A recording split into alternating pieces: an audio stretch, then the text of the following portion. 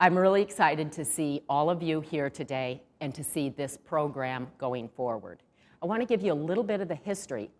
It grew out of a grant that UMD received from NSF, National Science Foundation, Advanced Program. The goal of the program is to increase the number of women faculty in the STEM, science, technology, engineering, and math fields.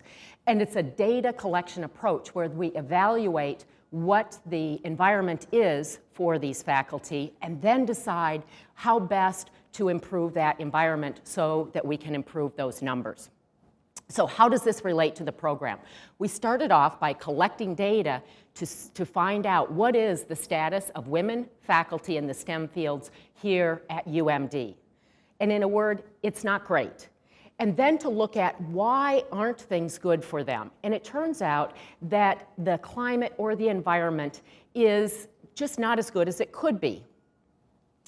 And when we look at what aspect of the climate or the environment that's most important to women STEM faculty, and I expect to all faculty, is their departments. And then when we think about looking at the departments, we think about who has the most control over the climate within that department. And that is the department heads, all of you guys. But we take a step further and say, what do the department heads have to do? And we say, wow, they have an incredibly difficult job. And so we've set up this program to help you do your jobs better so that you can help your department have a better climate and therefore have all of your faculty have more success. I like to think about it this way. The women STEM faculty are butterflies in an environment. We can look at those butterflies and see they're not really doing very well.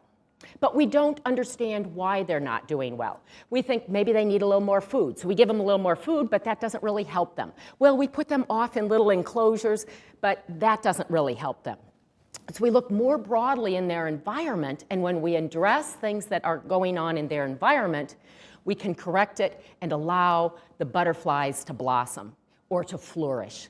And when the butterflies flourish, everything else in that environment also flourishes. It's very similar to DDT that we found in our environments back in the 1960s. And the osprey and their thin eggs were the indicator species that told us something was wrong in that environment. When we took DDT out of the environment to correct for the ospreys, it turns out everything is better. So I'm very excited that by looking at the butterflies and saying what will make things better for the butterflies at UMD will actually help all of the faculty and all of the departments across UMD.